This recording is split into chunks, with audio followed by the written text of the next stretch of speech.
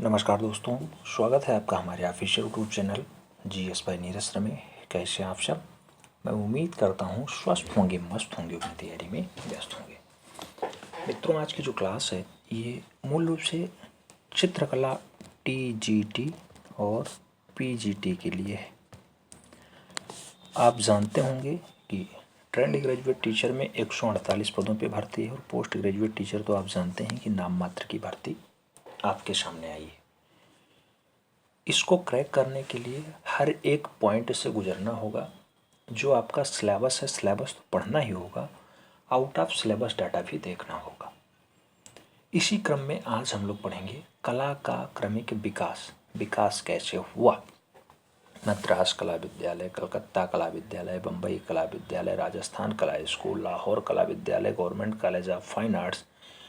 तो इन सभी से आगे बढ़ते बढ़ते बढ़ते बढ़ते और हम लोग आगे बढ़ेंगे एकदम लास्ट तक का कि भारत कला भवन कब इस्टेब्लिश हुआ, कहाँ पे इस्टेब्लिश हुआ, साथ में the art society of India या मुंबई या बीएचयू की स्थापना कैसे हुई, शारदा चरण स्कूल ऑफ आर्ट्स मुंबई है या दिल्ली है, कहाँ पे है, लखनऊ कला विद्यालय कहाँ पे आता है, और साथ में अन्य आर्ट गैलरियों को देखेंगे जैसे डोंगरा आर्ट गैलरी कहाँ पे है, सृजन आर्ट गैलरी कहाँ पे है, स्टेट गैलरी ऑफ आर्ट कहाँ पे है, राष्ट्रीय आधुनिक कला दीर्घा का स्थापना कब होती है, राष्ट्रीय ललित कला अकादमी का स्थापना कब होती है, जवाहर कला केंद्र कहाँ होता है। तो इन सभी पे बात करना जरूरी है, क्योंकि टीजीटी की परीक्षा में आप जानते होंगे 2016 में जो भर्ती निकली थी, 2019 में पेपर हुआ और खूब क्वेश्चंस यहाँ से बने थे।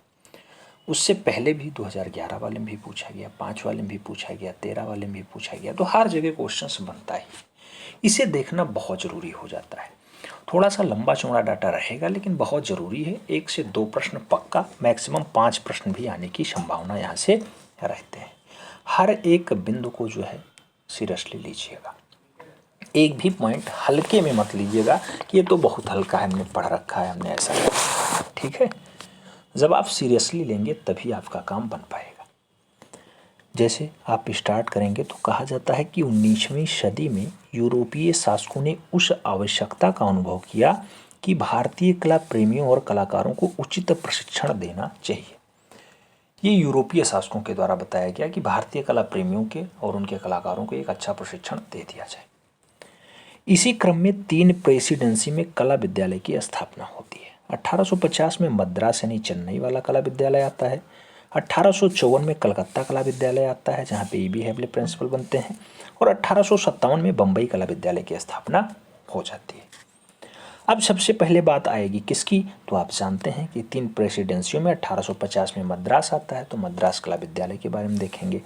सबसे पहले मद्रास कला विद्यालय। मद्रास कला विद्यालय की अगर बात करते हैं 1850 में स्थापना हो जाती है। आप जानते हैं शल्य चिकित्सक हैं अलेक्जेंडर हंटर, इन्हीं के द्वारा मूल रूप से मद्रास कला विद्यालय की स्थापना 1850 में की जाती है। इसका स्थापना जो है, इसकी स्थापना मद्रास स्कूल ऑफ आर्ट्स के नाम से ही हुई थी। 1854 ईस्वी में ईबी हेबले यहाँ के प्राचार्य बने थे। ईबी हेबले वही हैं अर्नेस्ट बेनफील्ड हेबले, जो मूल रूप से इंग्लैंड से आते हैं और आगे चल करके ये कलकत्ता कला विद्यालय में भी एज ए टीचर के रूप में कार्य करते हैं, देन प्रिंसिपल के रूप में भी उभर करके आते हैं, कार्य करते हैं। तो यहाँ के प्राचार्य बने ईबी हेबले। मद्रास कला विद्यालय में प्रथम भारतीय प्राचार्य होने का जो गौरव प्राप्त है तो डीपी राय चौधरी, देवी प्रसाद राय चौधरी जो प्रख्यात मूर्तिकार हैं उन्हीं को प्राप्त है। क्वेश्चंस बनेगा तो ये पूछा जाता है कि डीपी राय चौधरी किस कॉलेज के प्रिंसिपल रहे हैं। इसीलिए हमने कहा है कभी तो 1-2 क्वेश्चंस, कभी कभी 5-5 क्वेश्चंस आ जाते हैं। जैसे डीपी राय चौधरी से पूछ लिया गया तो मद्रास कला विद्यालय पूछ लिया गया, लखनऊ आर्ट कॉलेज के लिए पूछ लिया गया तो असित कुमार हल्दर आ जाएंगे। ऐसे बहुत सारे हैं तो उनसे क्वेश्चंस बनते हैं, इसलिए 4-5 भी हो जाते हैं।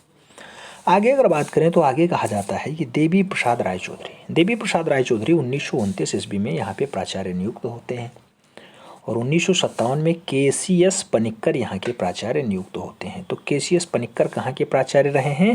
केसीएस पनिक्कर जी 1957 में मद्रास कला विद्यालय में मूल रूप से प्रधानाचार्य के रूप में कार्य कर चुके हैं।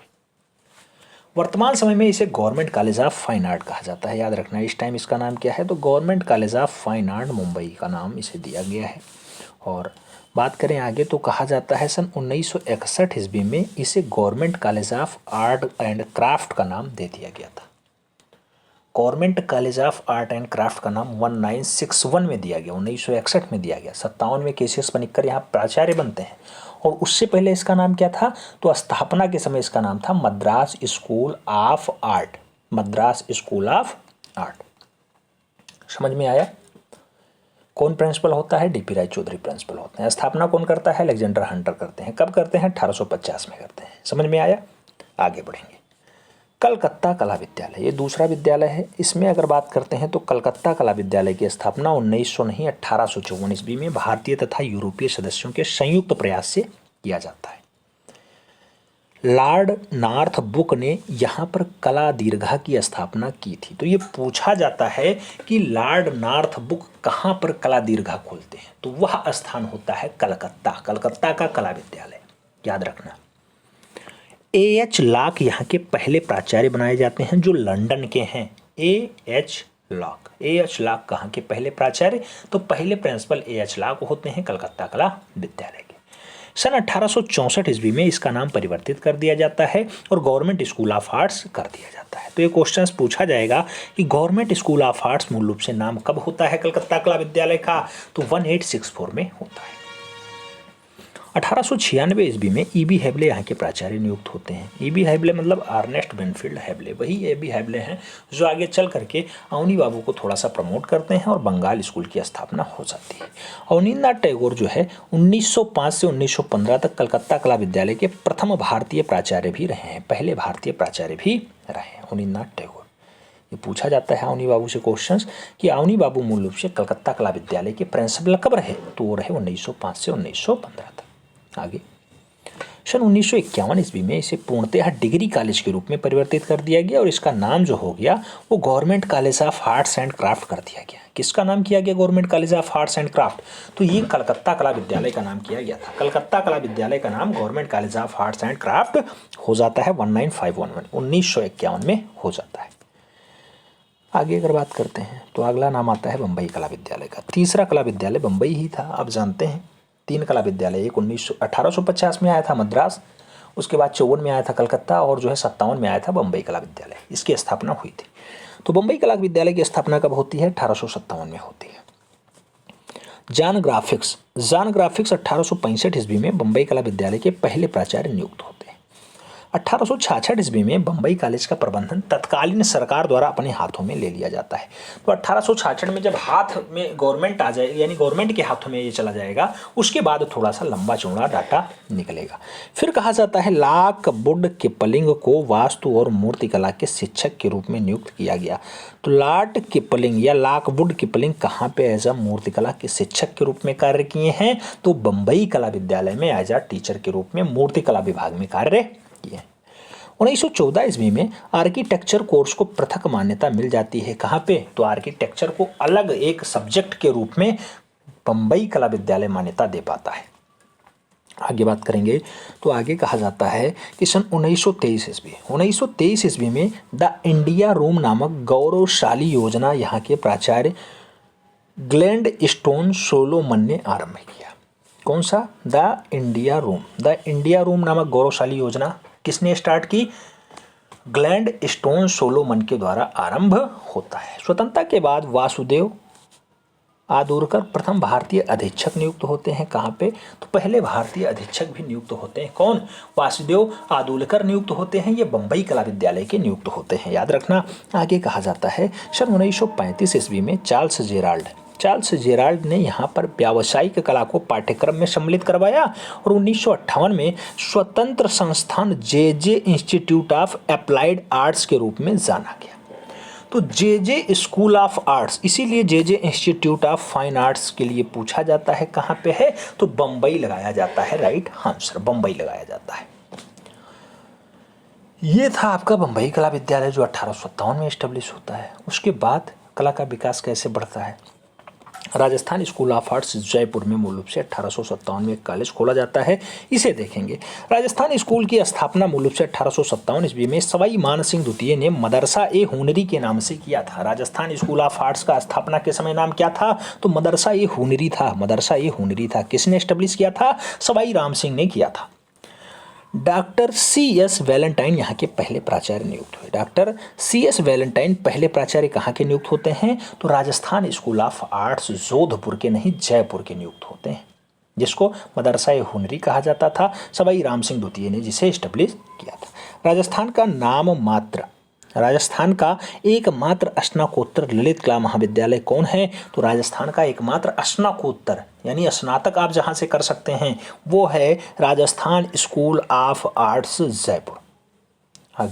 आगे बात करेंगे तो आगे कहा जाता है कि राजस्थान कला महाविद्यालय को असित कुमार हलधर, शैलेंद्र नाथ डे, हिरणमय राय चौधरी, कुशल मुखर्जी जो है प्राचार्य और उपाचार्य के रूप में विकसित किया है।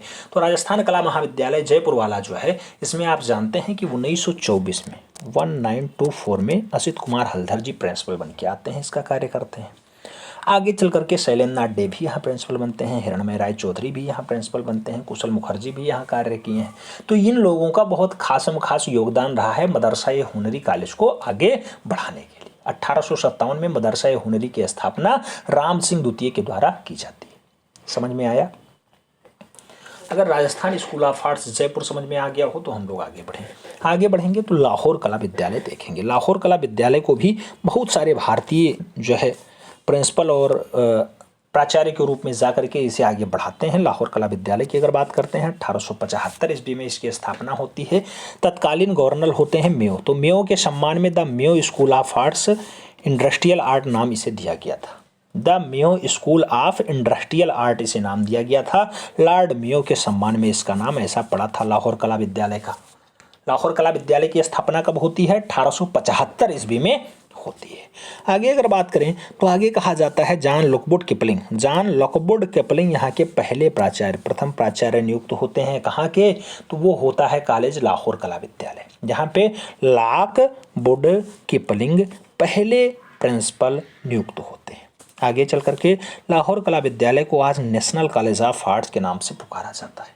तो नेशनल कॉलेज ऑफ आर्ट्स को हो चाहे लाहौर कला विद्यालय 1875 वाला को हो, बात एक ही है। आज की डेट में नेशनल कॉलेज ऑफ आर्ट्स के नाम से जाना जाता है। सन 1929 से 1936 तक यहाँ पे BC सान्याल यानी भावेश चंद्र सान्याल एज अ टीचर के रूप में, शिक्षक के रूप में कार्य किए हैं। क्वेश्चंस जब भावेश चंद्र सान्याल से बनेगा तो क्वेश्चंस पूछा जाएगा ये कहाँ पे एज अ टीचर के रूप में कार्य किए थे, तो आप कहेंगे कि लाहौर कला विद्यालय में यानी Mayo college of arts, the Mayo school of industrial arts में मूल रूप से शिक्षक के रूप में कार्य किए। आगे अगर बात करते हैं तो आगे आ जाता है कि BC सान्याल ने, भावेश चंद्र सान्याल ने लाहौर में Lahore school of fine arts नाम से स्वतंत्र स्टूडियो भी स्थापित किया था। तो लाहौर में किसने स्वतंत्र स्टूडियो जो Lahore school of fine arts के नाम से चला, किसने एस्टेब्लिश किया? तो नाम होगा भावेश चंद्र सान्याल ने किया है। आगे समरेंद्र नाथ गुप्ता भी यहाँ पे प्राचार्य नियुक्त होते हैं और जो है बंगाल स्कूल का प्रचार प्रसार भी खूब अच्छे से समरेंद्र नाथ गुप्ता जी करते हैं। ये तो बात थी आपके लाहौर कला विद्यालय की, जिसकी स्थापना आप जानते हैं मेयो के सम्मान में 1875 में हो जाती है लाहौर में। अब इसके बाद हम लोग आगे बढ़ेंगे तो पढ़ेंगे government college of fine arts जो तिरुवनंतपुरम में है, केरला में पाया जाता है। 1888 में जिसकी स्थापना होती है। यहाँ से भी कला के बहुत सारे साक्ष्य और बहुत सारे उपयोगी तथ्य मिलेंगे आपको। कला आगे बढ़ी है भारत में, तो कैसे बढ़ी है उसी क्रम को देख रहे हैं। इसकी स्थापना महाराजा मूलम थिरुनाल सर रामा स्वामी या रामा वर्मा चतुर्थ के द्वारा महाराजा स्कूल ऑफ आर्ट्स से किया गया। स्थापना किसने की है? तो मूलम थिरुनाल सर रामा वर्मा चतुर्थ। बहुत बड़ा नाम है, केरल का नाम है तो ऐसा नाम होगा। फिलहाल जो क्वेश्चंस बनेगा पूछा जाएगा महाराजा स्कूल ऑफ आर्ट्स कहाँ पर है? तो केरला में है, याद रखना। आगे 1975 ईस्वी में इसे परिवर्तित करके कॉलेज ऑफ फाइन आर्ट के नाम से कर दिया गया और केरल विश्वविद्यालय से इसे ऐड कर दिया गया। क्या नाम हो गया? फाइन ऑफ आर्ट्स कॉलेज या college of fine arts Kerala विश्वविद्यालय से संबद्ध हो गया। यह 1975 की बात हो रही है जब ऐसा कारनामा यहाँ पे हुआ। वर्तमान समय में यहाँ पर BFA यानी बैचलर ऑफ फाइन आर्ट और MFA यानी मास्टर ऑफ फाइन आर्ट की शिक्षा दी जाती है। ऐसा कारनामा यहाँ पे होता है। कहाँ पे? Government college of fine arts Thiruvananthapuram Kerala वाले में। आगे अगर बात करते हैं तो सन 1957 की बात होगी। Department of technology education Kerala सरकार के अधीन हो जाता है और 1957 में ऐसा कारनामा होता है। तो डिपार्टमेंट ऑफ टेक्नोलॉजी एजुकेशन किसके अधीन? केरल सरकार के अधीन होता है। केरला के वर्तमान में मूल रूप से आप देखेंगे गवर्नर कौन होते हैं, तो कौन है इस टाइम? केरला के इस टाइम जो गवर्नर होंगे उनका नाम होगा आरिफ मोहम्मद खान। बहुत ज़्यादा विवादों में रहते हैं, चर्चा में रहते हैं। अगला नाम आएगा government college of fine arts का। ये त्रिशूल केरला में स्थित है। इसे अगर देखें तो 1910 में इसकी स्थापना होती है। द्वितीय विश्व युद्ध के समय इसका नाम गवर्नमेंट ट्रेड स्कूल कर दिया गया था। गवर्नमेंट ट्रेड स्कूल किसका नाम किया गया था? तो उस कॉलेज का नाम है government college of fine arts त्रिशूल केरला। इसका नाम कर दिया गया था गवर्नमेंट ट्रेड स्कूल। क्वेश्चंस अगर बनेगा तो हो सकता पूछ ले, नहीं तो आगे बढ़ेंगे। जो अगला पॉइंट आएगा वो सबसे ज़्यादा इंपॉर्टेंट होगा। अगला पॉइंट आपकी स्क्रीन पे पूछा जा रहा है शांति निकेतन। बहुत बढ़िया। शांति निकेतन की अगर बात करते हैं तो देवेंद्रनाथ टैगोर ने 1863 ईस्वी में पश्चिम बंगाल के वीरभूमि जिले में, याद रखना वीरभूमि जिले में आध्यात्मिक आश्रम की स्थापना की, जिसे शांति निकेतन नाम से जाना गया। किसने की? देवेंद्रनाथ टैगोर ने की। 1863 में की। कहाँ पे की? वीरभूमि पश्चिम बंगाल में की। सन 1901 ईस्वी में रविंद्रनाथ टैगोर ने इसी आश्रम के प्राकृतिक वातावरण में ब्रह्म विद्यालय की स्थापना की, जिसे बाद में शांति निकेतन के नाम से जाना जाता है। तो 1901 में किसने इसे शांति निकेतन बनाया? रविंद्रनाथ टैगोर ने बनाया। स्थापना कब होती है? 1863 में देवेंद्रनाथ टैगोर ने की थी, वीरभूमि जिले में की थी। आगे बात करें तो सन 1912 का सन आता है जब रविंद्रनाथ टैगोर इसे श्री निकेतन नाम के विद्यालय से प्रारंभ कर देते हैं। 1912 में इसे श्री निकेतन नाम होता है और 1919 ईस्वी में रविंद्रनाथ टैगोर ने शांति निकेतन में कला भवन की स्थापना कर दी। ये क्वेश्चन बहुत बार छपता है कि 1919 में कला भवन की स्थापना कहाँ होती है? तो वीरभूमि के किसमें होती है? शांति निकेतन में होती है। किसने की थी? बाबा रविंद्रनाथ टैगोर ने की थी। आगे कहा जाता है कि नंदलाल बोस किसके अध्यक्ष बने? तो कला भवन के ही अध्यक्ष नियुक्त होते हैं, यानी अधीक्षक नियुक्त होते हैं। बाबा इन्हें अधीक्षक नियुक्त करते हैं, यानी रविंद्रनाथ टैगोर इन्हें अधीक्षक नियुक्त करते हैं। यही मास्टर मोसाई को याद रखना। आगे सन 1921 ईस्वी में शांति निकेतन का विस्तार कर दिया गया और इसे विश्व भारतीय विश्वविद्यालय का नाम दे दिया गया। तो पूछा जाता है कि शांति निकेतन आगे चल करके किस सन में विश्व भारती विश्वविद्यालय का दर्जा प्राप्त करता है? तो उस सन का नाम होता है 1921, यानी 1921।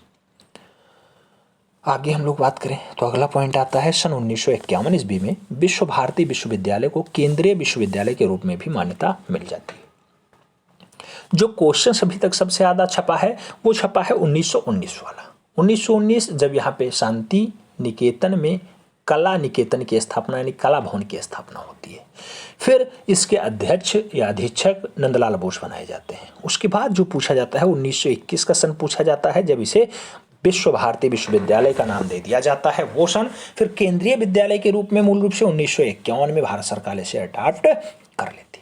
आगे बात करेंगे तो कहा जाता है यही विश्व भारतीय विश्वविद्यालय में भारत में पहली बार ललित कला संकाय भी प्रारंभ हुआ था। भारत में ललित कला की स्टार्टिंग, भारत में ललित कला की पढ़ाई कहाँ स्टार्ट होती है? तो सबसे पहले शांति निकेतन में ही स्टार्ट होती है। आगे बात करेंगे तो आगे कहा जाता है कला भवन में पृथक पुस्तकालय, कला भवन में पृथक माने अलग पुस्तकालय और नंदन म्यूजियम भी है और यहाँ से वार्षिक जनरल नंदन भी प्रकाशित होता है। तो ये पूछा जाता है कि वार्षिक जनरल नंदन नाम से पत्रिका कौन छपती है, कहाँ से छपती है? तो वो शांति निकेतन से ही छपती है। शांति निकेतन मतलब विश्व भारती विश्वविद्यालय जो केंद्रीय स्तर पे है 1951 में, 1921 में तो ये विश्वविद्यालय का दर्जा पाता है। ये बात हो गई शांति निकेतन की। समझ में पूरा आ गया? अगर पूरा समझ में आ गया हो कि देवेंद्रनाथ टैगोर 1863, फिर 1901 रविंद्रनाथ टैगोर इसे शांति निकेतन, फिर 1912 टैगोर ने श्री निकेतन, देन 1919 में से शांति निकेतन में कला भवन, 1921 में आगे चल करके क्या होता है? तो 1921 में मूल रूप से इसे विश्व भारती विश्वविद्यालय मिलता है और 1951 में इसे भारत सरकार केंद्रीय विश्वविद्यालय का दर्जा देती है। पूरा समझ में आया हो तो आगे बढ़ेंगे, इंदौर कला विद्यालय को पढ़ेंगे। इंदौर कला विद्यालय की अगर बात होगी तो 1927 का सन होता है जब इसकी स्थापना होती है। बात करेंगे इंदौर कला विद्यालय की। इंदौर कला विद्यालय की स्थापना का श्रेय दात्रात्रेय दामोदर देवलालीकर को जाता है। ये वही देवलालीकर हैं जिन्होंने हुसैन को मूल रूप से, मकबूल फिदा हुसैन को कला की शिक्षा इंदौर में ही दी थी। तो वही है, इसकी स्थापना का श्रेय दत्तात्रेय दामोदर देवलालीकर को ही जाता है। इंदौर कला विद्यालय के अध्यक्ष भी कौन रहे? तो देवलालीकर जी ही रहे हैं। इंदौर कला विद्यालय को चित्रकला मंदिर के नाम से भी जाना जाता है। तो पूछा जाएगा चित्रकला मंदिर कौन सा कला विद्यालय जाना जाता है? तो वो इंदौर का कला विद्यालय जाना जाता है। आगे बात करेंगे तो कहा जाता है नारायण श्रीधर बेंद्रे, देवकृष्ण जटाशंकर जोशी, विष्णु चंचालिकर, GM सोलंगवांकर, मकबूल फिदा हुसैन आदि कलाकार ने इसी कला महाविद्यालय को गौरवान्वित किया है। यानी नारायण श्रीधर बेंद्रे हों, चाहे मकबूल फिदा हुसैन हों, चाहे आगे करके GM सोलंगवांकर हों या फिर देवकृष्ण जटाशंकर जोशी हों, सभी लोगों का संबंध जो रहा है उनका संबंध इंदौर कला विद्यालय से रहा है। इंदौर कला विद्यालय के बाद हम लोग पढ़ेंगे लखनऊ कला विद्यालय। लखनऊ कला विद्यालय की अगर बात करते हैं तो पूछा जाता है सन 1917 ईस्वी में इसका नाम क्या था? तो government college school of arts and craft रहा।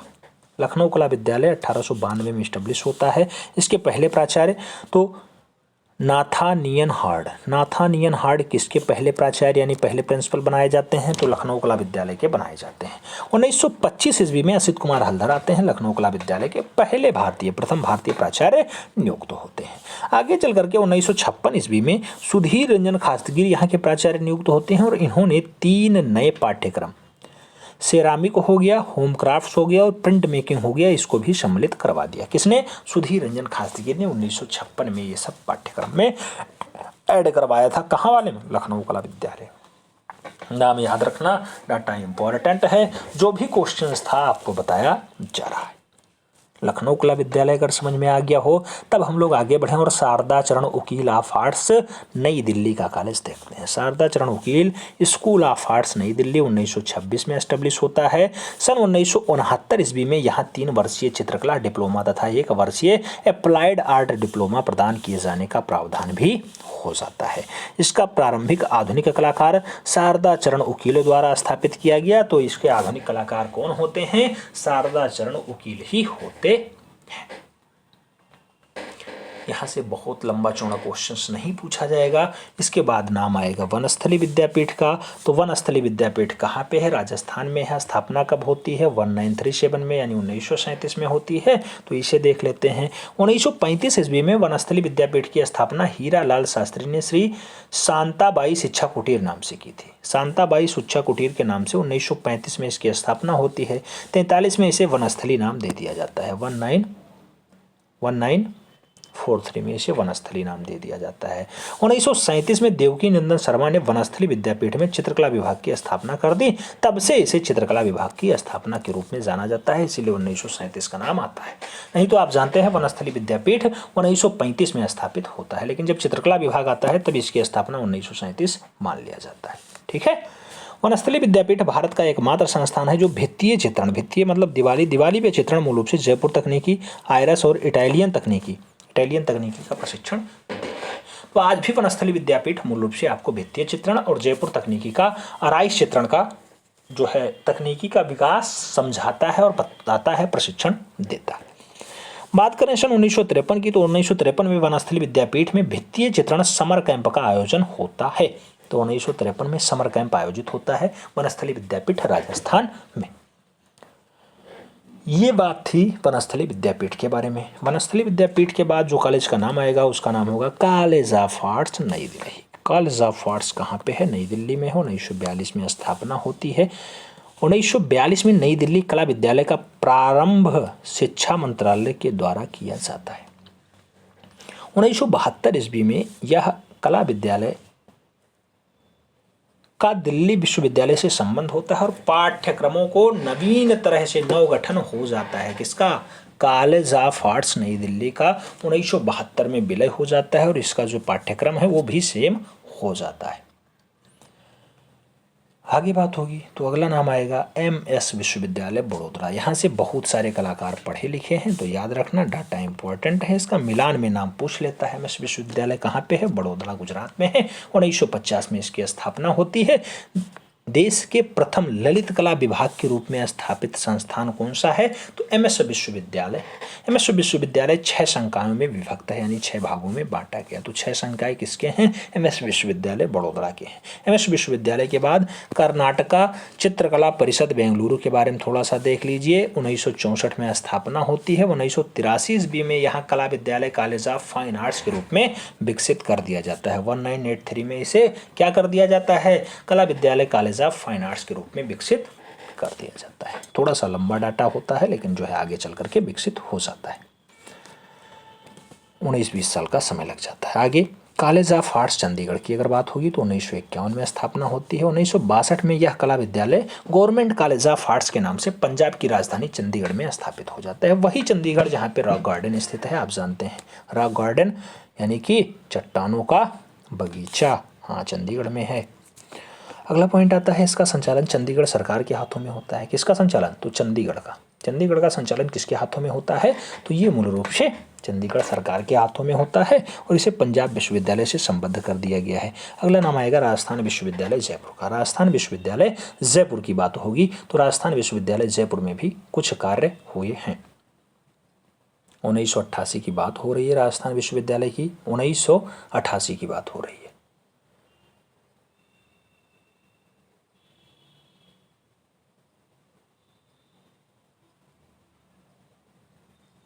बात करेंगे राजस्थान विश्वविद्यालय की स्थापना की तो 1947 में इसका राजपूताना विश्वविद्यालय के नाम से इसकी स्थापना होती है।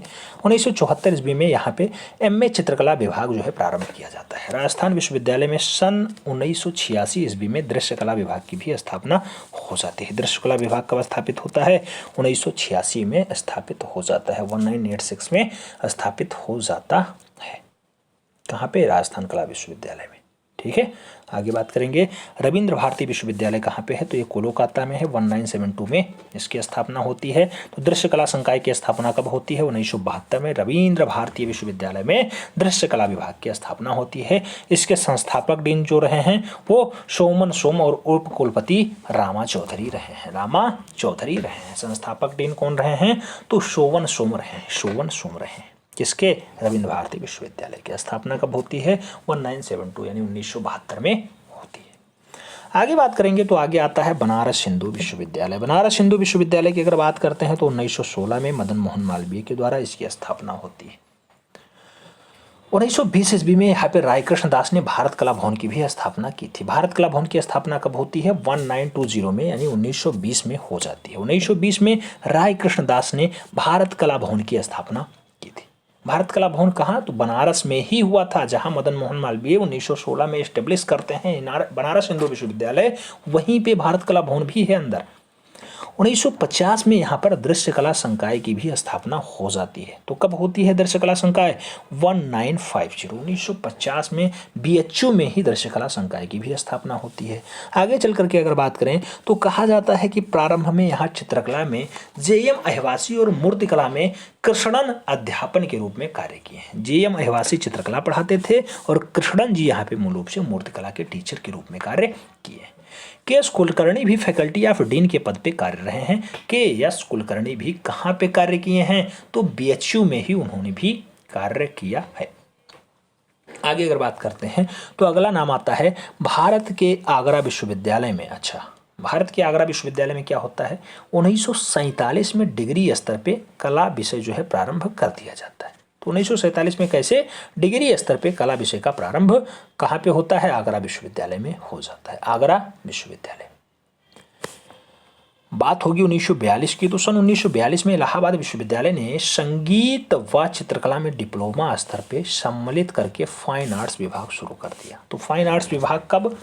तो 1942 में इलाहाबाद विश्वविद्यालय में संगीत और चित्रकला को डिप्लोमा स्तर पर सम्मिलित करके फाइन आर्ट्स विभाग भी अलग से एस्टेब्लिश हो जाता है 1942 में 1942 में। देश विभाजन के पश्चात 3 महत्वपूर्ण कला संस्थानों ने व्यावसायिक कला शिक्षा की बढ़ती मांगों को पूर्ण करने का प्रयास किया। इसमें से government college of arts Chandigarh है, कॉलेज ऑफ फाइन आर्ट्स नई दिल्ली है और ललित कला संकाय बड़ौदा है। तो ये तीनों कॉलेज मूल रूप से कौन सी?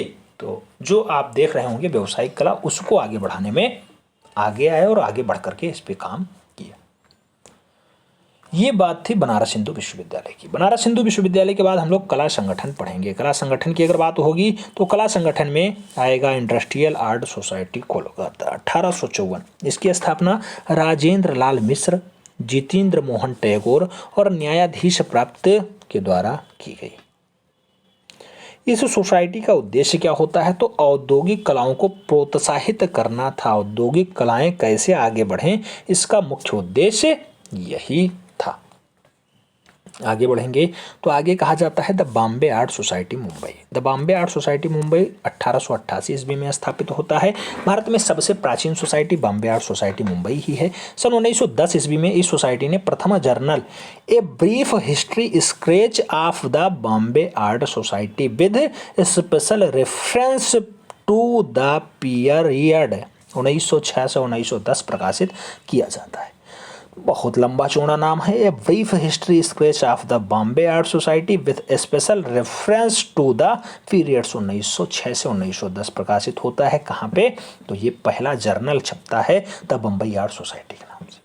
सन 1939 ईस्वी में सोसाइटी को शेल्यून स्थापित किया जाता है और 1989-90 में इसे हुसैन बेंद्रे नाम स्कॉलरशिप का भी प्रथम सोसाइटी दे दिया जाता है। तो 1989-90 में हुसैन बेंद्रे नामक स्कॉलरशिप का भी मूल रूप से प्रारंभ इस सोसाइटी ने किया है। कौन सी सोसाइटी? इंडियन सोसाइटी, अच्छा the Bombay society of Mumbai ने किया है, याद रखना। आगे Indian society of oriental art की बात होगी जो कोलकाता में है। 1907 में इसकी स्थापना होती है। Indian society of oriental art की अगर बात करते हैं, स्थापना अवनींद्रनाथ टैगोर ने की थी। अवनींद्रनाथ टैगोर अपने बड़े भाई गगनेंद्रनाथ टैगोर के साथ मिलकर के करते हैं। तो ये पूछा जाता है अवनी बाबू और मूल रूप से गगनेंद्रनाथ ठाकुर ने मिलकर के क्या स्थापित किया? तो Indian society of oriental art की स्थापना ही होती है। इस सोसाइटी के पहले अध्यक्ष कौन बनते हैं? तो लॉर्ड किशनर और प्रथम सचिव अवनी बाबू खुद बनते हैं। सचिव अवनी बाबू होंगे, अध्यक्ष लॉर्ड किशनर बनेंगे। किसके? Indian society of oriental art Kolkata के। सोसाइटी में 35 सदस्य होते हैं। 35 सदस्य होते हैं, 35 सदस्य होते हैं, जिसमें से 30 अंग्रेज होते हैं और 5 भारतीय होते हैं। इस सोसाइटी का मुख्य उद्देश्य था भारतीय कला को यूरोपीय अकादमिक कला के प्रभाव से मुक्त करना। जो ये इतनी लंबी चौड़ी society Indian society of oriental art स्थापित होती है गगनेंद्रनाथ टैगोर और अवनींद्रनाथ टैगोर के माध्यम से, उसका मुख्य उद्देश्य था कि भारतीय कला को यूरोपीय अकादमिक कला के प्रभाव से मुक्त कर देना है। यूरोप की कलाएं यहाँ पे हावी ना होने पाए, ये काम अवनी बाबू ने किया था। आगे बढ़ेंगे तो अगला सोसाइटी आता है the art society of India Mumbai. ये 1918 में स्थापित होता है। इस सोसाइटी की स्थापना 1918 ईस्वी में सावल राम एस हल्दानकर के द्वारा की जाती है। इसकी वार्षिक प्रदर्शनी और पुस्तकालय के लिए इसे ललित कला अकादमी तथा महाराष्ट्र सरकार से आर्थिक सहायता भी प्राप्त होती रहती है। किसे? The society of India Mumbai.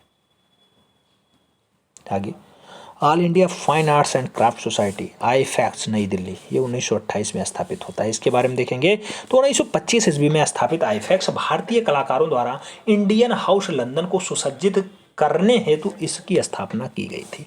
आईफैक्स को स्थापित करने में वकील बंधुओं का महत्वपूर्ण योगदान रहा है। इस योगदान की पहली प्रदर्शनी वाइस गीरल पैलेस वर्तमान राष्ट्रपति भवन में आयोजित हुई थी। वाइस गीरल पैलेस में हुई थी।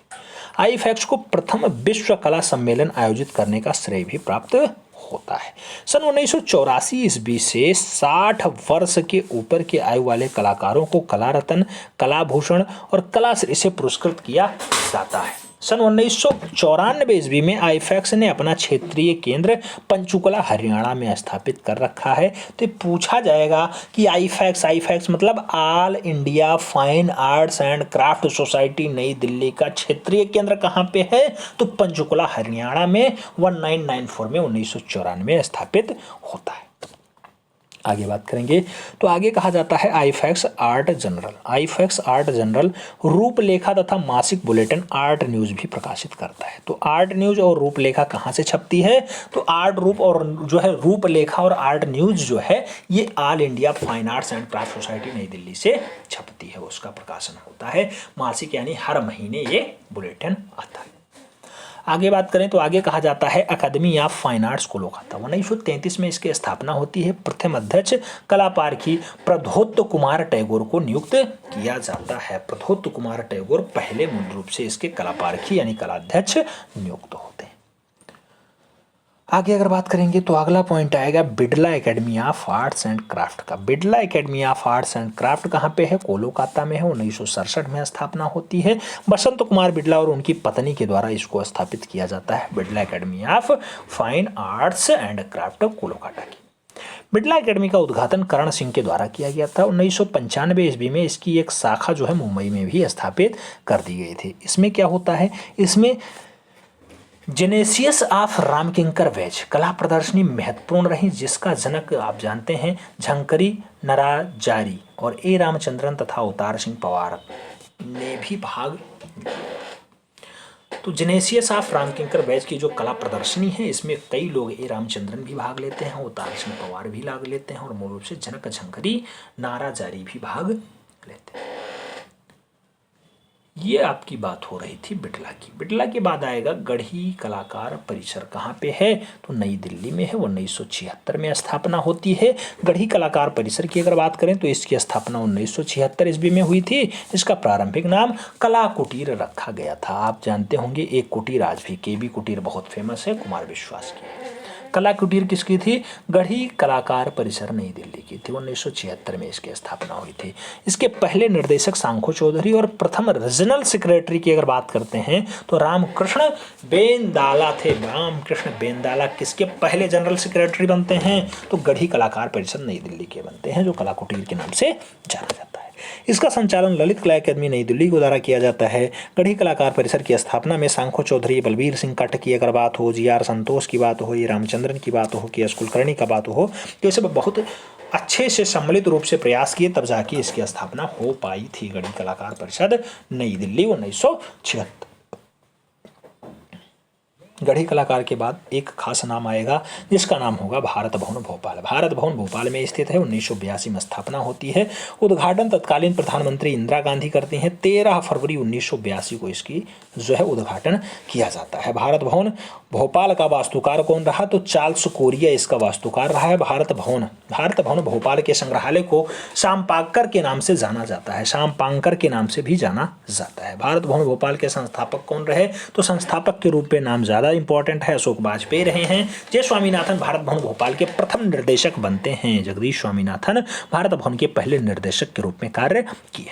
भारत भवन के 5 अंग होते हैं, याद रखना। रूपांकर होता है, रंगमंडल होता है, वारगर्थ होता है, अनहद होता है और छवि होता है। ये 5 अंग भारत कला भवन नहीं, भारत भवन भोपाल वाला भारत भवन के हैं, जिसकी स्थापना आप जानते हैं कि मूल रूप से वास्तुकार तो चार्ल्स कोरिया होता है। संस्थापक के नाम से आप जानते होंगे कि कौन है? अशोक वाजपेयी होते हैं।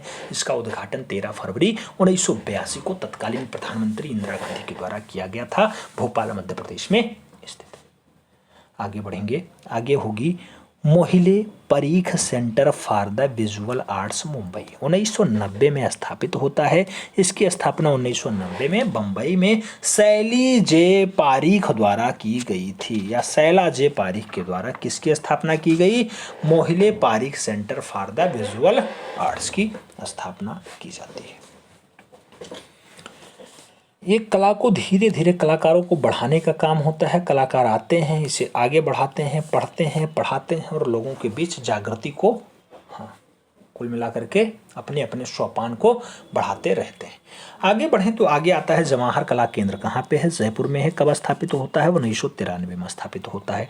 जवाहर कला केंद्र का प्रारूप सन 1986 ईस्वी में चार्ल्स कोरिया ने तैयार किया था। जवाहर कला केंद्र का उद्घाटन 1993 में हुआ था। जवाहर कला केंद्र का निर्माण 9 ग्रहों के आधार पर मान करके किया गया था। बात करें राष्ट्रीय ललित कला अकादमी की, क्वेश्चंस खूब छपेगा। स्थापना कब होती है? 1954 में होती है। कब होती है? 5 अगस्त 1954 को तत्कालीन शिक्षा मंत्री मौलाना अबुल कलाम आजाद के द्वारा नई दिल्ली में किया गया था। राष्ट्रीय ललित कला अकादमी का पंजीकरण एक संस्था के रूप में 1957 में हुआ था। बात करें आगे तो कहा जाता है ललित कला अकादमी के प्रथम अध्यक्ष मूर्तिकार DP राय चौधरी बनते हैं। ये क्वेश्चंस खूब बना जाता है। और पहले सचिव कौन बनाए जाते हैं? तो वारदा चरण वकील बनाए जाते हैं। शारदा चरण वकील के बड़े भाई हैं वारदा चरण वकील, इन्हें पहला सचिव बनाया जाता है ललित कला अकादमी नई दिल्ली, जो 5 अगस्त 1954 को स्थापित होता है। आगे 1955 में राष्ट्रीय ललित कला अकादमी वार्षिक कला प्रदर्शनी 1974, 75, 76 को छोड़ करके करती रही है। हर साल जो है वार्षिक कला प्रदर्शनी होती रहती है। त्रैवार्षिक भारत तथा त्रिनाले इंडिया का भी आयोजन सन 1968 से राष्ट्रीय ललित कला अकादमी करती रहती है। चाहे त्रैवार्षिक भारत को हो, चाहे वो त्रिनाले को हो, त्रिनाले इंडिया का जो है आयोजन भारतीय ललित कला अकादमी के द्वारा, जिसकी स्थापना आप जानते हैं कि 5 अगस्त 1954 को मौलाना अबुल कलाम आज़ाद ने किया था, वो करती रहती है। हर तीसरे साल मूल रूप से त्रिनाले अवार्ड भी मिलता है, त्रिनाले इंडिया का आयोजन भी होता रहता है। राष्ट्रीय ललित कला अकादमी कला संवाद नामक पत्रिका का भी प्रकाशन करता है। तो पूछा जाता है कला संवाद कहाँ से छपता है, तो मूल रूप से ललित कला अकादमी नई दिल्ली से ही छपता है। राष्ट्रीय ललित कला अकादमी नई दिल्ली से छपता है कला संवाद। आगे तो समसामयिक कला पत्रिका कला, ललित कला और कला का कंटेम्परेरी भी प्रकाशित होता है। कहाँ से, तो ललित कला अकादमी नई दिल्ली से ही प्रकाशित होता है। प्रथम ललित कला अकादमी रत्न, जिसे कला रत्न कहा जाता है, किसे मिला, तो यामिनी रंजन राय को मिला, 1955 में मिला। भारत का पिकासो जिन्हें कहा जाता है, उन्हें सबसे पहले कला रत्न दिया गया। ललित कला अकादमी के क्षेत्रीय केंद्र बिंदु कौन कौन से हैं, तो क्षेत्रीय केंद्र बिंदु की अगर बात करते हैं तो ललित कला अकादमी के क्षेत्रीय केंद्र बिंदु में दिल्ली है, चंडीगढ़ है, लखनऊ है, कलकत्ता है, चेन्नई है, भुवनेश्वर है, शिमला है। तो शिमला, भुवनेश्वर, चेन्नई, कोलकाता, लखनऊ, चंडीगढ़ और दिल्ली में मूल रूप से ललित कला अकादमी का क्षेत्रीय केंद्र भी स्थापित हो चुका है। राष्ट्रीय आधुनिक कला दीर्घा नई दिल्ली की अगर बात करते हैं तो ये दूसरा है, 1954 में इसकी भी स्थापना होती है, राष्ट्रीय आधुनिक कला दीर्घा। इसकी अगर बात करते हैं तो इसके लिए 29 मार्च 1954 को राष्ट्रीय आधुनिक कला दीर्घा का उद्घाटन हरमन गोयत्स को इसका अध्यक्ष बनाया जाता है। एनजीएमए की एक शाखा मुंबई में सन 1996 ईस्वी में कोवासाजी जहांगीर संग्रहालय में स्थित होती है। एनजीएमए की दूसरी शाखा बेंगलुरु में 2009 में स्थापित होती है। एनजीएमए की औपचारिक उद्घाटन 1954 ईस्वी में राष्ट्रपति होते हैं एस राधाकृष्णन और प्रधानमंत्री पंडित जवाहरलाल नेहरू की उपस्थिति में किया जाता है। एनजीएमए मतलब राष्ट्रीय आधुनिक कला दीर्घा नई दिल्ली।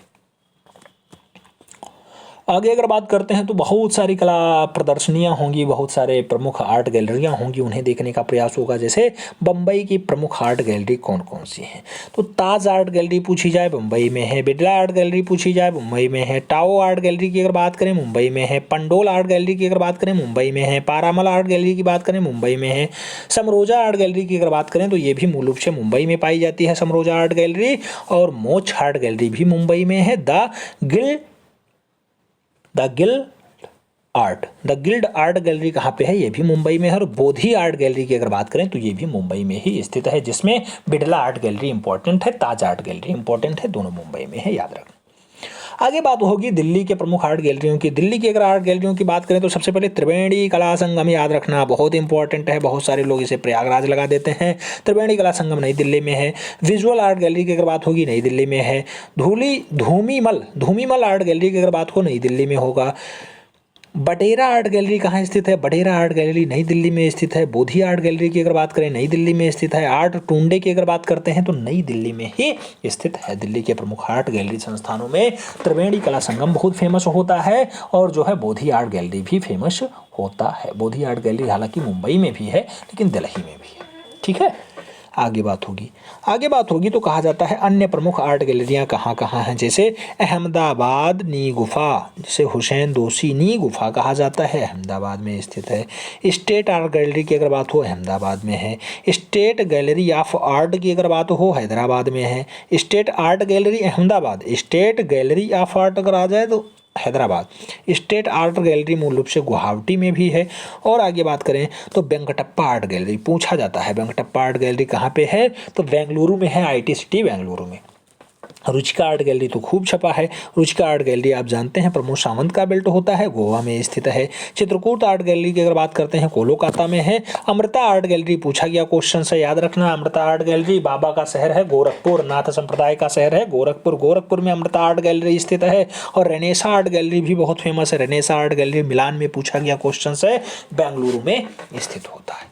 आगे बात करें तो आगे आता है महात्मा गांधी आर्ट गैलरी कहाँ स्थित है, तो महात्मा गांधी आर्ट गैलरी इलाहाबाद में स्थित है। और निराला आर्ट गैलरी कहाँ स्थित है, तो निराला आर्ट गैलरी के लिए भी आप प्रयागराज ही चुनिएगा, प्रयागराज। ABC आर्ट गैलरी की अगर बात करते हैं तो ABC आर्ट गैलरी कहाँ पे है? वाराणसी में है। जबकि डोंगरा आर्ट गैलरी खूब पूछा गया है, डोंगरा आर्ट गैलरी कहाँ पे है? तो डोंगरा आर्ट गैलरी भी जम्मू में पाया जाता है। मिलान करने में कई बार पूछा गया है, डाटा याद रखना क्योंकि आपको परीक्षा निकालना है, 148 फतेह करना है। सृजन आर्ट गैलरी की अगर बात करते हैं तो यह आगरा में स्थित है। जबकि चित्रकुशी आर्ट गैलरी कहाँ स्थित है? तो चित्रकुशी आर्ट गैलरी कानपुर में स्थित है। कानपुर में चित्रकुशी आर्ट गैलरी स्थित है। ये तो अन्य प्रमुख आर्ट गैलरियों की बात हुई, जिसमें स्टेट गैलरी आप गुवाहाटी वाला भी देखे हैं, रुचिका आर्ट गैलरी गोवा वाला भी देखे हैं और रेनेसा आर्ट गैलरी बेंगलुरु वाला भी देखे हैं। अब थोड़ा सा नाम जहांगीर आर्ट गैलरी मुंबई के नाम। जहांगीर आर्ट गैलरी मुंबई 1952 में मुंबई के काला घोड़ा क्षेत्र में स्थित जहांगीर आर्ट गैलरी की स्थापना कोवासजी जहांगीर द्वितीय के द्वारा किया गया। कोवासजी जहांगीर द्वितीय ने किसकी स्थापना की? जहांगीर आर्ट गैलरी की कहाँ पे है? मुंबई में है। कब होती है? 1952 में होती है। जहांगीर आर्ट गैलरी का वास्तुकार कौन होता है? तो दुर्गा वाजपेयी जहांगीर आर्ट गैलरी को बनाता है। डाटा इंपॉर्टेंट है, याद रखना। डाटा इंपॉर्टेंट है, आपको याद रखना होगा। क्यों? क्योंकि आपको देखना है कि क्वेश्चंस कहाँ से छप सकता है। अब बात होगी मूल रूप से इंटरनेशनल आर्ट प्रमोशन सेंटर की। तो इंटरनेशनल आर्ट प्रमोशन सेंटर नई दिल्ली में ही है। 1986 में इसकी स्थापना होती है और पुष्प बेलता के द्वारा की गई थी। पुष्पा बेलता कहो चाहे पुष्पा बेताला कहो, बेताला, पुष्पा बेताला लिखा हुआ है, पुष्प बेलता कई जगह आता है। तो 1986 में मूल रूप से नेशनल नहीं इंटरनेशनल आर्ट प्रमोशन सेंटर का स्थापना होता है। कहाँ पर होता है? तो नई दिल्ली में हो जाता है। तो ये सब बात थी आपके कला को आगे बढ़ाने की, आपके कला को आगे ले जाने की। फिलहाल एक पुस्तक का नाम आप लोग जरूर बताइए। बुद्ध की छवि की उत्पत्ति पुस्तक के लेखक कौन है? बुद्ध की छवि, बुद्ध की छवि, बुद्ध की छवि की उत्पत्ति पुस्तक के लेखक कौन है? कमेंट बॉक्स में छाप दीजिएगा। दो ऑप्शंस में दे रहा हूँ, A.K. स्वामी और A.K. स्वामी के साथ साथ रायकृष्ण दास। रायकृष्ण दास। सही जवाब क्या होगा? बुद्ध की उत्पत्ति, बुद्ध की छवि की उत्पत्ति पूछा गया है तो इसका जो सही जवाब होगा A.K. स्वामी होगा, यानी आनंद कोटिश कुमार स्वामी होगा। उम्मीद है सब कुछ समझ में आ गया होगा। आपके जो भी क्वेश्चंस इंपॉर्टेंट थे आपको कराने का प्रयास किया गया। कभी कभी जो है आप जानते होंगे कि क्षेत्रीय सांस्कृतिक केंद्र पूछ लिया जाता है। जैसे आप जानते हैं कि प्रयागराज में है उत्तर मध्य वाला, उत्तर मध्य क्षेत्रीय सांस्कृतिक केंद्र प्रयागराज में है। जबकि नागपुर में दक्षिण मध्य क्षेत्रीय सांस्कृतिक केंद्र हो जाता है। तो दक्षिण वाला नागपुर में है, उत्तर वाला उत्तर मध्य कहाँ पे आता है? प्रयागराज में आ जाता है। ऐसे उत्तर पूर्व क्षेत्रीय सांस्कृतिक केंद्र पूछे तो दीमापुर नागालैंड लगाइएगा और पश्चिम क्षेत्रीय सांस्कृतिक केंद्र पूछे तो उदयपुर राजस्थान लगा लीजिएगा। जबकि पूर्वी क्षेत्रीय सांस्कृतिक केंद्र की अगर बात हो तो कोलकाता लगाइएगा और मूल रूप से मध्य क्षेत्रीय सांस्कृतिक केंद्र तो आप जानते हैं प्रयागराज है। उत्तर क्षेत्रीय सांस्कृतिक केंद्र पटियाला पंजाब लगाइएगा और दक्षिण मध्य क्षेत्रीय सांस्कृतिक केंद्र नागपुर महाराष्ट्र लगाइएगा। दक्षिण क्षेत्रीय सांस्कृतिक केंद्र की अगर बात हो तो तंजावुर महाराष्ट्र नहीं तमिलनाडु लगा करके अपना काम चला लीजिएगा। हमें उम्मीद है सब कुछ समझ में आया होगा आपके। आप यहाँ से जो से 4 से 5 प्रश्न, कभी कभी तो 7-8 प्रश्न भी बन जाते हैं, उन्हें कवर कर लेंगे। क्लास बहुत इंपॉर्टेंट है, मिस नहीं करना है क्योंकि आपको एक एक नंबर जोड़ करके फाइनली टीजीटी आर्ट एक ही बार में फतेह करना है। मिलते हैं नेक्स्ट में, तब तक के लिए जय हिंद।